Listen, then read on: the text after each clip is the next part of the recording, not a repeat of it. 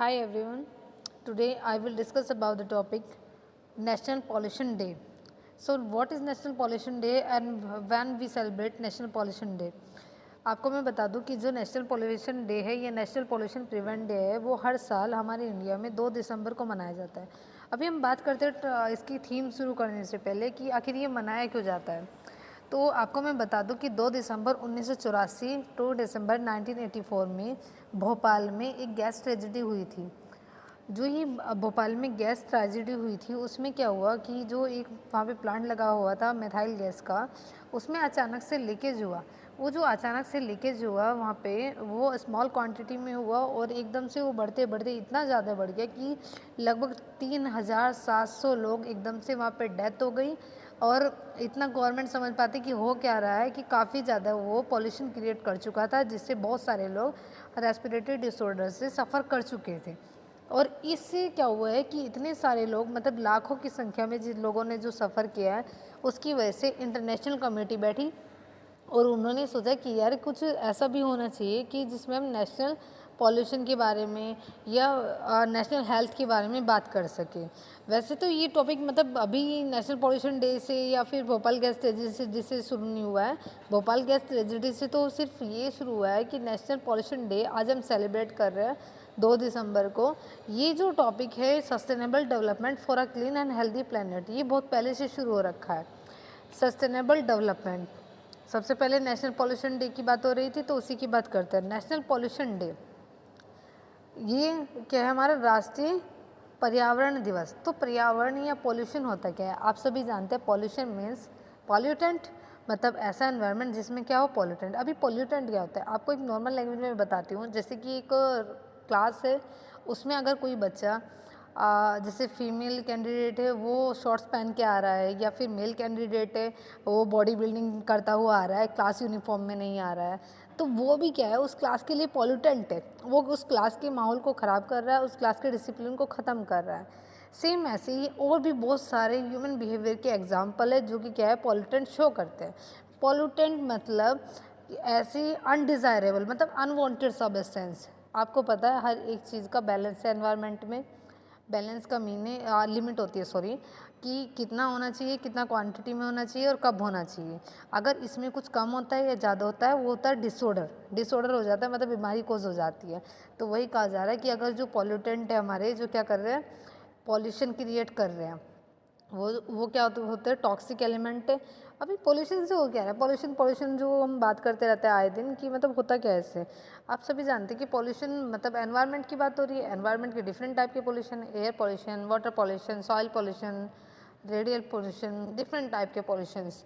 तो ये जो पोल्यूशन है कि भाई हो तो एनवायरनमेंट में रहे हैं, मेरे बॉडी के अंदर थोड़े ही ना हो रहे, घर के अंदर थोड़े ही ना हो रहे। अगर हम ये सब सोचेंगे तो ये गलत है, क्योंकि आपको पता है कि अगर पोल्यूशन क्रिएट हो रहा है, मान लिया एयर पोल्यूशन ही है, तो आपको ये कंफर्म भी है और आपको पता भी है कि हम लोग एयर के थ्रू क्या लेते हैं ऑक्सीजन इनटेक करते हैं बॉडी में रेस्पिरेशन प्रोसेस के थ्रू। तो अगर हम वो कर रहे हैं और उसमें टॉक्सिक सब्सटेंस आ चुके हैं, तो ऐसा तो नहीं है कि नसल कैविटी जो हमारी है वो उसको छाट छाट के लेंगी कि भाई ऑक्सीजन ही चाहिए, मुझे ऑक्सीजन ही चाहिए। वो टॉक्सिक एलिमेंट एंटर कर सकते हैं हमारी बॉडी में और डिफरेंट टाइप के रेस्पिरेटरी डिसऑर्डर क्रिएट कर सकते हैं। अब हम वाटर पॉल्यूशन की बात कर रहे हैं तो वाटर में डिफरेंट टाइप के सब्सटेंस का ज़्यादा होना जो कि टॉक्सिसिटी बढ़ा रहे हैं उसकी, वो क्या कहलाता है, वो भी पॉल्यूशन कहलाता है, वाटर पॉल्यूशन कहलाता है। हाल ही के सर्वे से हम पता चला है कि मुजफ्फरनगर में जो रिवर है हमारी भोपाल रिवर, वहाँ पे जो नाइट्रेट का अमाउंट है वो काफ़ी हाई है। और उसका होने की वजह से अब मुजफ्फरनगर में कैंसर के जो केसेस है वो ज़्यादा देखने को मिल रहे हैं। यहाँ तक कि काली नदी के पास एक गांव है, उस गांव में कैंसर के सबसे ज़्यादा पेशेंट हमें देखने को मिलते हैं। और ये होता है हमारा वाटर पॉल्यूशन से। सॉइल पॉल्यूशन भी डायरेक्ट इंडिकेट करता है हमारी हेल्थ को। उसके मतलब डिफरेंट टाइप के जितने पॉल्यूशन है वो डायरेक्टली हमारी हेल्थ से लिंक है। क्योंकि वो क्या होता है कि किसी भी तरह का पॉल्यूशन है वो जो पॉल्यूटेंट है इन डिफरेंट वे हमारी बॉडी में एंटर कर जाते हैं और डिफरेंट टाइप के डिसऑर्डर देते हैं। और अगर डिसऑर्डर है मतलब डिसेबिलिटी इस तरह की चीज़ें अगर बॉडी में है तो हम लोग क्या करते हैं, हम लोग अच्छे से सर्वाइव नहीं कर पाते, अच्छे से काम नहीं कर पाते, मतलब मेंटली हम लोग फिट नहीं होते हैं। तो आज के जो टॉपिक है इसका 2 दिसंबर में जो नेशनल पॉल्यूशन डे हम सेलिब्रेट करते हैं उसमें उसकी थीम है इस बार 2023 में sustainable development for a clean and healthy planet. सबसे पहले हम बात करना चाहेंगे सस्टेनेबल डेवलपमेंट। तो सस्टेनेबल डेवलपमेंट क्या होता है? डेवलपमेंट मतलब एक तरह से कंटिन्यूस होने वाला प्रोसेस, ग्रेजुअल जो हो रहा है प्रोसेस। ग्रोथ मतलब एक बच्चा है छोटा सा है, बढ़ता जा रहा है बढ़ता जा रहा है, उसको ग्रोथ बोल दिया। डेवलपमेंट हम किसको बोलेंगे? जैसे किसी के घर में पहले कोई भी वाहन नहीं था, मोटर व्हीकल नहीं थी, बाइसिकल नहीं थी, अचानक से उन्होंने बाइसिकल ली, साइकिल ले ली, अब उसके बाद उन्होंने मोटर व्हीकल ली, बाइसिकल, और फिर उसके बाद वो क्या कर रहे हैं? बाइक ले रहे हैं, उसके बाद उन्होंने कार लिया। अब धीरे धीरे धीरे धीरे डेवलपमेंट करते जा रहे हैं, इसको कहते हैं डेवलपमेंट। और सस्टेनेबल डेवलपमेंट क्या होगा? It is an organize principle that aim to meet human development goal. ये एक ऑर्गेनाइज प्रिंसिपल है जिसका एम है ह्यूमन डेवलपमेंट के गोल को मीट करना। अगर हम बात करें हिंदी में, मानव विकास लक्ष्य को पूरा करना है, साथ ही प्राकृतिक प्रणालियों को मनुष्य के आवश्यक प्राकृतिक संसाधन और पारिस्थितिकी सेवाएं प्रदान करने में सक्षम बनाना है। While also enabling natural system to provide necessary natural resources and ecosystem service to human. इसका ये भी काम है सस्टेनेबल डेवलपमेंट का, जो नेचुरल सिस्टम है, मतलब कि जो हमारे नेचुरल रिसोर्सेज है, इकोसिस्टम है, इनकी सर्विस ह्यूमन बींग को देते रहना, वो भी कॉन्टीन्यूस लेवल पे। एक तरह से सस्टेनेबल डेवलपमेंट का ये मीनिंग है कि जितने भी नेचुरल रिसोर्सेज है हमारे पास में, नेचर की देन है, नेचुरल सिस्टम जितना भी है, उसका हम यूज़ तो करें, लेकिन उसका यूज़ इस तरीके से किया जाए कि हमारे आने वाली पीढ़ी भी उस चीज़ का यूज़ कर सके। क्योंकि हमारे पास रिसोर्सेज दो प्रकार के होते हैं। जब हम रिसोर्स की बात ही कर रहे हैं तो मैं पहले आपको क्लियर कर देती हूँ कि रिसोर्स मतलब होता क्या है। रिसोर्स का मीनिंग होता है ऐसी कोई भी सब्सटेंस, ऐसा कोई भी ऑब्जेक्ट पृथ्वी पे जो कि यूजेबल है, मतलब जिसका यूज़ हो रहा है किसी न किसी फॉर्म में, उसको हम कहते हैं रिसोर्स। अब रिसोर्स भी ना टू टाइप के होते हैं, नेचुरल एंड मैन मेड, और इसमें भी टू टाइप है, renewable and non renewable. Renewable मतलब जो कि दोबारा से बन जाता है, जैसे वाटर। वाटर की आपको पता है एक साइकिल है, कैसे यहाँ पे से समुद्र से इवोपरेट होगा पानी, भाप के रूप में ऊपर जाएगा, क्लाउड बनेंगे, बादल बने, अब प्रेसिपिटेशन होगा, वो बादल पानी वापस से ग्राउंड लेवल पे, और ग्राउंड लेवल से वही रिवर और ये जो समुद्र वगैरह हैं इन सब में चला जाएगा। मतलब ये साइकिल चलती रहती है। ऐसे सोलर एनर्जी, सन की एनर्जी, डिफरेंट टाइप की चीज़ें हैं और भी। और नॉन रिन्यूएबल क्या है? कॉल, ये जो चीज़ें हैं मतलब क्या है, नॉन रिन्यूएबल है कि अगर ये ख़त्म हो रही है तो इनको नहीं बनाया जा सकता दोबारा से, इनको बनने की प्रोसेस बहुत लंबी है। तो इन सब का यूज़ हम इस तरीके से करें कि ना हमारी जो आने वाली पीढ़ी है, आने वाली जनरेशन है, आने वाले टाइम में जो भावी पीढ़ी है उसको, वो भी इसको यूज़ कर सके। अगर और ये ऐसा पॉसिबल, मतलब इसका मतलब ये भी नहीं है कि ना आप मतलब यूज़ ही ना करें, आपको यूज़ भी करना है, लेकिन उसको उस तरीके से यूज़ करना है कि आपके आने वाली पीढ़ी भी उस चीज़ का लाभ उठा सके। Sustainable development to find a balance between economic development, environmental protection and social well-being.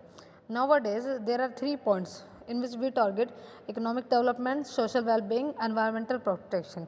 तो हम कहते हैं कि अब वाले जो दिन है उनमें तीन चीज़ों को हम टारगेट कर रहे हैं, एनवायरमेंटल प्रोटेक्शन को, एनवायरमेंट की प्रोटेक्शन को, सोशल वेलबींग भी, सोसाइटी का अच्छा भी हो, इकोनॉमिक डेवलपमेंट, भाई पैसे, अर्थव्यवस्था वगैरह ये भी सब अच्छे से चलता रहे। अब हम इसकी हिस्ट्री की बात करते हैं। History, sustainable development was firstly developed in Brundtland commission report in 1987। Sustainable development को फर्स्टली डेवलप किया गया ब्रेडलैंड कमीशन रिपोर्ट में 1987 में। अब ये जो ब्रेडलैंड नेम आ रहा है, ये क्या थे? नॉर्वे के पीएम थे, प्राइम मिनिस्टर रहे हैं नॉर्वे के। और यहाँ पे this report was publish by the United nation world commission on environment and development in 1987। ये रिपोर्ट 1987 में पब्लिश की गई। The concept of sustainable development come into force many time. 1972 में स्टॉकहोम कॉन्फ्रेंस रखी, उसमें भी हमने क्या किया? Sustainable development means environmental protection, social wellbeing, economical importance वगैरह, इन सब पे बातें की है। अगर हम इसके गोल की बात करें तो मैं आपको पहले इससे ये बता दूँ कि जो रियो डी जेनेरो है, उन्होंने रियो डी जेनेरो ने एक रिपोर्ट बनाई थी, उसमें एजेंडा 21 उन्होंने रखा। इस स्कीम के अकॉर्डिंग इस स्कीम के अकॉर्डिंग हम क्या करते हैं? काफ़ी चीज़ों को टारगेट करते हैं जो ह्यूमन हेल्थ में इम्पोर्टेंट होती है। The report our shared future मतलब हमारे जो चीज़ें हैं ना, हम शेयर कर रहे हैं फ्यूचर वाले को। Release by the Brundtland commission on the basis of this report and international gathering. इस रिपोर्ट जो बर्डलैंड कमीशन ने रिपोर्ट सबमिट की थी, उसके अकॉर्डिंग एक इंटरनेशनल गैदरिंग हुई जिसको रियो डी जेनेरो की आर्थ समिट भी हम कहते हैं, जुलाई 1992 में। कहाँ पे? रियो डी जेनेरो में। इसमें लेट डाउन किया गया एक स्कीम को जिसका नाम था एजेंडा 21। ये जो एजेंडा 21 था ये 800 पेज डॉक्यूमेंट था जिसमें डिस्कस किया गया समुद्र के बारे में, टेम्परेचर, बायोडाइवर्सिटी और बहुत सारे सजेशन दिए गए डेवलपमेंट को लेके और डिफरेंट टाइप की एक्टिविटी को लेके। यहाँ पे agenda 21 list step to be taken on global, national and local ground to make life on earth more sustainable and sustainable to the future. फिर 2002 में एक अर्थ समिट फिर से किया गया जिसको कहते हैं Rio+10 in the Africa Johannesburg में। यहाँ पे इन्होंने विहाब की बात की। विहाब means W stand for water, E for energy, H for health and A stand for agriculture and B stand for biodiversity. Means हम क्या करते हैं, इन 5 थिंग्स का डेवलपमेंट करेंगे, इनको सस्टेन करेंगे, आगे तक चलता रहे, टिकाऊ रूप में चलता रहे। Every child has the right to a clean, healthy and sustainable environment. हर एक चाइल्ड को राइट है कि उसके पास में क्लीन, हेल्दी और सस्टेनेबल टाइम हो। अब हम बात करते हैं गोल की। ये जो हमने गोल बनाए अभी 2015 में, सेलेक्ट भी बता देती हूँ आपको। 2015 में फिर से 2015 से लेकर 2030 तक का एजेंडा 2030 अपनाया गया है, जिसके अकॉर्डिंग यहाँ पे 17 गोल टारगेट किया गया है, जिसमें से मेयर 12% ट्रैक पे है, ऑन ट्रैक है मेयर 12%। और यहाँ पे मैं आपको बता दूँ ये जो गोल थे जिनको हमने नाम दिया sustainable development goal SDGs, aim to transform our world. They are a call to action to end poverty, inequality, protection planet and ensure that all people enjoy health, justice and prosperity. It is critical that no one is left behind. ये critical condition है, कोई भी इससे बच नहीं सकता है, ये बात क्लियर है। The short title of the 17 SDGs are no poverty, मतलब गरीबी को ख़त्म करेंगे, और गरीबी अगर ख़त्म होगी तो सेकंड स्टेप यानी कि सेकंड जो गोल है इसका वो है जीरो हंगर। जाहिर सी बात है अगर गरीबी नहीं होगी तो हंगर भी नहीं होगा, क्योंकि आपको पता है हंगर कब होता है, जब पैसे की कमी होती है। फिर हम बात करते हैं जब हंगर नहीं होगा, इंसान गरीब नहीं होगा, तो तीसरा टारगेट आता है, तीसरा गोल है इसका ग्लोबल हेल्थ एंड वेलबींग। तो जाहिर सी बात है ग्लोबल हेल्थ मतलब सोसाइटी की जो हेल्थ है वो भी अच्छी होगी। फिर अगर ये सब अच्छा हो रहा है तो जाहिर सी बात है वो क्या करेंगे, एजुकेशन लेंगे। क्वालिटी एजुकेशन अगर मिलेगी, जब सब लोग पढ़ेंगे तो उनको पता होगा कि जेंडर इक्वलिटी आएगी, मतलब मेल और जो फीमेल है वो सेम होते हैं, मतलब लुक लाइक में सेम नहीं होते हैं, मतलब वो कार्य करने की क्षमता, पावर इन ऑल वो क्या होता है, इक्वल होता है। अब जब जेंडर इक्वलिटी हो जाएगी, ये जो इनका गोल है 5th गोल, उसके बाद 6th गोल की बात करते हैं। 6th गोल है इनका क्लीन वाटर एंड सैनिटेशन। अब जेंडर इक्वलिटी आ गई है तो जाहिर सी बात है वो क्या करेंगे, क्लीन वाटर, सैनिटेशन, इन सब पे भी ध्यान देंगे। फिर 7th गोल है अफोर्डेबल एंड क्लीन एनर्जी। हम अफोर्डेबल CNG, सोलर सिस्टम, इस तरह की एनर्जी यूज़ करेंगे जो कि क्लीन होगी हमारे एनवायरनमेंट के प्रति।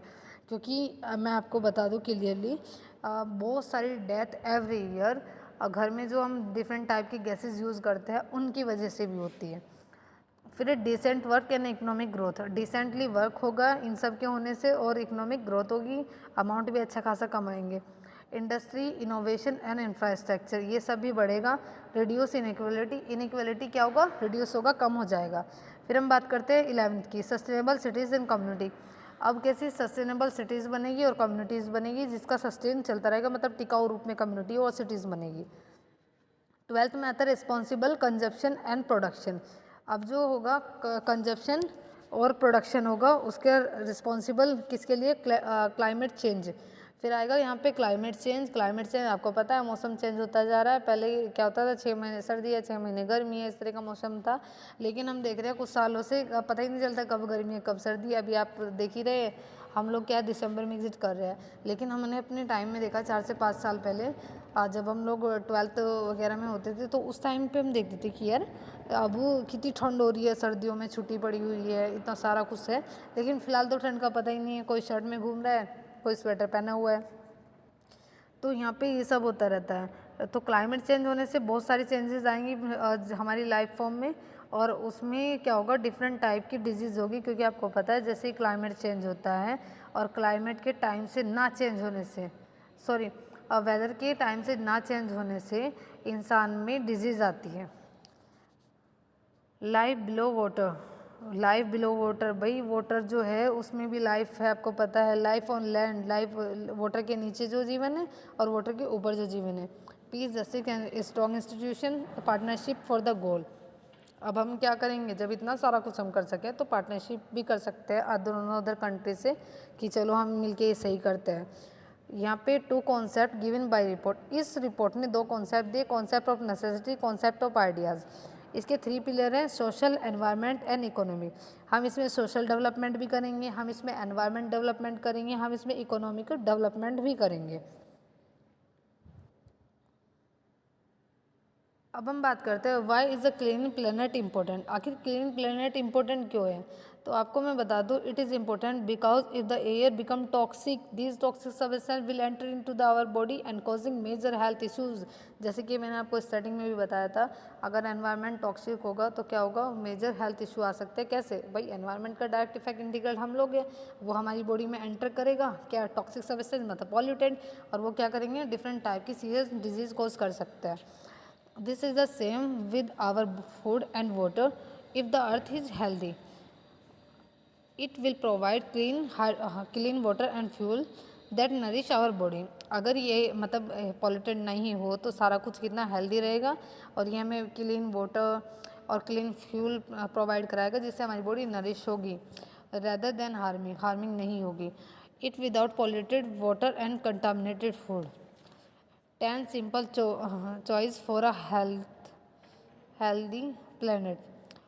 अब हमें अगर हेल्दी प्लेनेट करना है तो उसके लिए हम सिंपल चॉइस कर सकते हैं। जो चूज़ करेंगे हम सुनेंगे 3R प्रिंसिपल, आप लोगों ने एनवायरमेंटल साइंस में पढ़ा है बहुत अच्छे से। 3R मीन्स किसी के नेम नहीं है, आर, ये अलग अलग ऐसा कुछ नहीं है यहाँ पे। R stand for reduce, second R stand for reuse and third R stand for recycle. तो फर्स्ट आर की बात करते हैं रिड्यूस। हम जितना ज़्यादा अमाउंट में यूज़ करेंगे चीज़ों को उतना ज़्यादा क्या हो जाएगा, सस्टेन नहीं रह पाएगी वो। तो हमें क्या करना है, जो यूजेज जितना ज़रूरी है सिर्फ उतना ही करें, रिड्यूस अमाउंट में करें। रीयूज़, जितना कोशिश हो बार बार हम यूज़ कर सकें। जैसे आपको पता है कि जो कपड़े के बने हुए बैग है, कॉटन बैग या फिर जो डिफरेंट टाइप के फाइबर से बने हुए बैग है, वो हम बार बार यूज़ कर सकते हैं, जबकि पॉलीथीन बैग को हम बार बार यूज़ नहीं कर सकते। और पॉलीथीन बैग जो कि क्या है, हार्मफुल है। तो ये जो है रीयूज़ हम किसका कर सकते हैं, सिंथेटिक का ना करके ऑर्गेनिक का कर सकते हैं। रिसाइकिल की बात करते हैं, रिसाइकलिंग करना, एक ही चीज़ को हम रिसाइकिल करके दूसरे फॉर्म में चेंज कर सकते हैं। Volunteer for educate, conserve water को कंजर्व करें, choose sustainable development, step wisely मतलब बैग यूज़ करें। शॉप वाइजली, हमें जो शॉपिंग करनी है मोस्टली ऐसी करनी है जो कि हमारे इको फ्रेंडली हो। Long lasting light bulb, plant a tree, ये सबसे इम्पोर्टेंट है, प्लांट अ ट्री। हमें क्या करना है, ट्री प्लांटेशन करना है, क्योंकि आपको पता है एनवायरनमेंट में ट्री जो है इंपॉर्टेंट रोल प्ले करता है। Don't send chemical into our waterways. और कभी भी ना मतलब कोई फैक्ट्री में या किसी भी चीज़ में वो क्या करते हैं, जितना भी वेस्टेज है वो सारा का सारा पानी में शेयर कर देते हैं, किसी पास की नदी में, तालाब में, उन सब में। तो वो क्या हो जाता है, वाटर पॉल्यूशन हो जाता है, फिर कैंसर कोज होता है, डिफरेंट टाइप की एक्टिविटी से ऐसे गलत हो जाता है। तो हमें ऐसा नहीं करना, और अगर ऐसा कोई कर रहा है तो हम पहल करें उसको रोक सकते हैं। बाइक मोड ड्राइव लेस, हमें इको फ्रेंडली ड्राइव यूज़ करनी है। Merely 12% SDGs are currently on track. हम आपको बता रहे हैं कि 12% जो गोल है वो ट्रैक पे है। We have example of sustainable transport system across the globe. We have access the clean fuels and more efficient vehicle. We have create more advanced renewable energy sources, efficient technology. We can produce clean cookstove to splash the 4.3 million death पर indoor air pollution. देखो indoor जो air pollution होता है सिर्फ 4.3 million death होती है। और इससे अलग भी मैं आपको बता दूं, जो आंकड़े हैं हमारे अभी के, उसमें 2.18 मिलियन लोग जो है पर ईयर एयर पोल्यूशन की वजह से मर रहे हैं, और जो कि क्या है कि बहुत गलत है, आपको भी पता है। और अगर हम लोग मतलब स्टेप नहीं लेंगे ना इसके लिए, ऐसा नहीं कि दूसरा स्टेप ले, हमें खुद को भी लेना पड़ेगा। और अगर आप लोग स्टेप नहीं लेंगे तो ये प्रोसेस चलती रहेगी, और एक टाइम आएगा कि यहाँ पे लाइफ फॉर्म ख़त्म हो जाएगी, मतलब धीरे धीरे डिजीज़, डिसऑर्डर, डिफरेंट टाइप की activities, and then we will no more. Okay, thank you so much.